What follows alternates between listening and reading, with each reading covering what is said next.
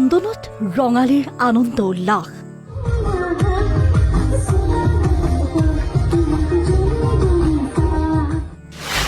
ঢোল পেপাৰ মাতত মুখৰিত বিদেশৰ আকাশ বতাহ।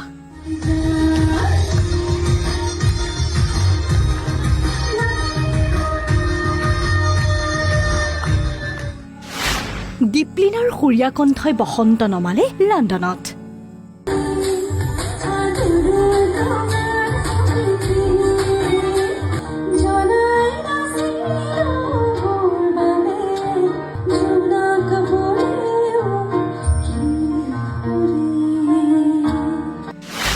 বিদেশত বিহুগীতত কঁকাল ঘূৰালে বিহু বলীয়া ৰাইজে।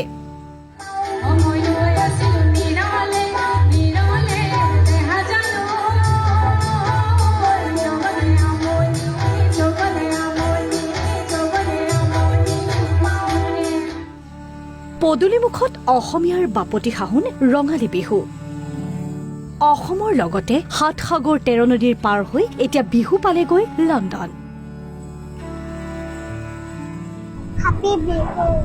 কৰ্মৰ খাতিৰত দেশটো বিদেশত যদিও মন প্ৰাণ অসমৰ আকাশ বতাহত। ঢোলৰ অৰ্থে প্ৰণিবাদ জনাই হৰি বল হৰি বল হৰি বল।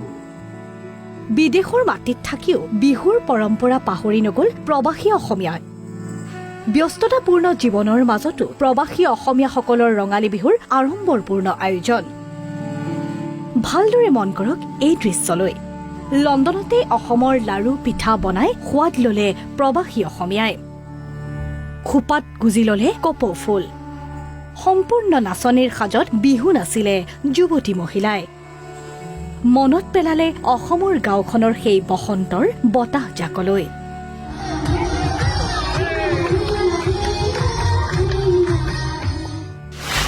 লণ্ডনত এয়া বৃহত্তৰ লণ্ডনবাসী অসমীয়া সমাজৰ বিহু আয়োজন। বিহুৰ অনুষ্ঠানত ভাগ লৈ আৱেগিক প্ৰৱাসী অসমীয়া। নমস্কাৰ, মই আজি ইংলেণ্ডৰ বাৰ্কশ্বায়াৰত আছোঁ আৰু ইয়াৰ গছৰ ডালে ডালে ফুলা ফুলবিলাক দেখি মোৰ মনটো অসমলৈ উৰি গৈছে। এই বসন্তৰ সময়ত অসমখনৰ ইমান ধুনীয়া হৈ পৰে।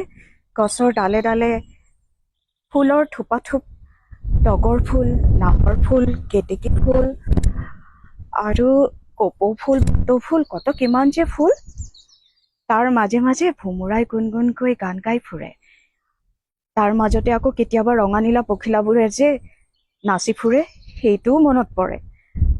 অসমৰ গাঁৱলৈ যেতিয়া এই বসন্তৰ সময়ত যোৱা হয়, গছৰ পাতৰ আৰে আৰে কুলি কেতেকীয়ে বৰ কু কুকৈ বিননি কৰে।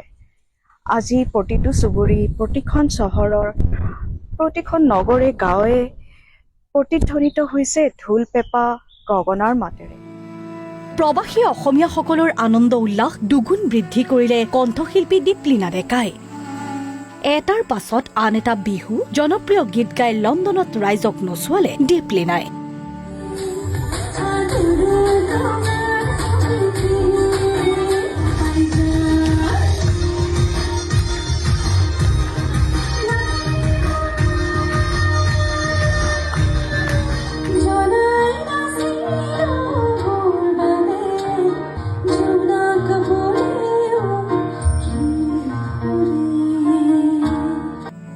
ঢোল পেঁপা গগনাৰ মাতে কপালে লণ্ডনৰ আকাশ বতাহ।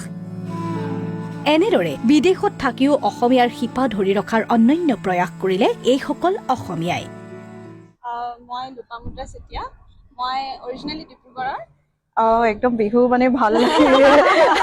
ময়ো দুলীয়াজানৰ, আমিও গতিকে দুলীয়াজানৰ ডিব্ৰুগড় আৰু বিয়া হৈছে নেৰিপাললে। অ'কে, আৰু তোমাৰ? মোৰ নাম ভামিনী পাটগিৰি, মই গুৱাহাটীৰে হয়। ইয়াতে মই 2020 অহা এজ এ ষ্টুডেণ্ট। তাৰ পৰা ইয়াতেই আছোঁ আৰু যেতিয়াই মানে বিহু ফাংচন পাতে ট্ৰাই কৰোঁ আৰু আহিবৰ কাৰণে। যোৱা বছৰ নহ'ল, যোৱা বছৰ বিহুত ঘৰত আছিলোঁ। এই বছৰ আই মেড শ্যোৰ যে আহি পাতিছিলোঁ। এতিয়া তুমি ঘৰৰ কাকো মিছ কৰা নাই চাগে, চবকে লগ পাই, হয় নাই? অলপতো মিছ কৰিবা, বিহু বুলি অলপ মিছ কৰিবা, কিন্তু চবেই ইয়াত আছো যেতিয়া। আৰু মোৰ নাম স্মিতা দেৱী, মোৰ ঘৰ গুৱাহাটীত আৰু আমি ইয়াতে অহা 2 বছৰ হৈছে আৰু বিহু বুলি ক'লে চবে ঘৰ মিছ কৰে বাট মানে ইয়াতে আৰু চবকে লগ পালে মানে ইটছ কাইণ্ড অফ ফেমিলি ন চব ফেমিলি নিচিনা লাগে বিৰাট ভাল লাগে আৰু মানে বঢ়িয়া আৰু তুমি মোৰ নাম ৰাচনা দাস মই আমাৰ ইয়াতে অহা 4 বছৰ হৈ গ'ল আৰু বিহু বুলি ক'লে মানে মই কেতিয়াও অপৰচুনিটি এৰি নিদিওঁ বিহু নাচিবা বুলি তাই এপ্ৰ'চ কৰিলে চ' মই মানে মানা কৰা নাই ভাল ভাল বঢ়িয়া বিহুটো যে ধৰি ৰাখিছা ইয়াত থাকিও আৰু তুমি মোৰ নাম মধুস্মিতা সোণোৱাল মই অৰিজিনেলি তিনিচুকীয়াৰ হয় বাট বিয়া হৈছো গুৱাহাটী আৰু ইয়াত মোৰ 6 বছৰমান হৈছে বঢ়িয়া লণ্ডনৰ পৰা NB নিউজলৈ এই বিশেষ ভিডিঅ' প্ৰেৰণ কৰিলে পল্লৱী শৰ্মাই পল্লৱী শৰ্মালৈ NB নিউজৰ তৰফৰ পৰা বিশেষ ধন্যবাদ আহকচোন আজি আমি বৃহত্ত লণ্ডন বিহুৰ মঞ্চৰ পৰাই ঢোল পেঁপা গগনাৰ মাত একেলগে শুনিবলৈ একত্ৰিত হওঁ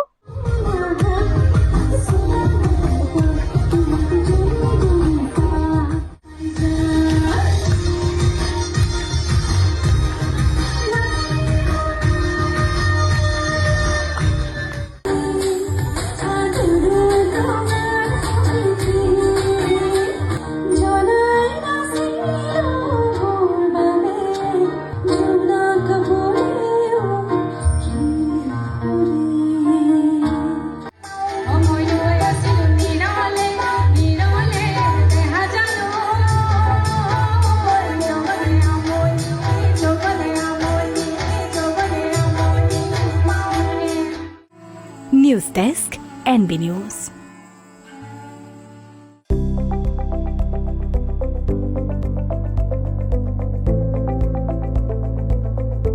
NB নিউজ সহজ সৰল ভাষাত নৱভাৰতৰ কথা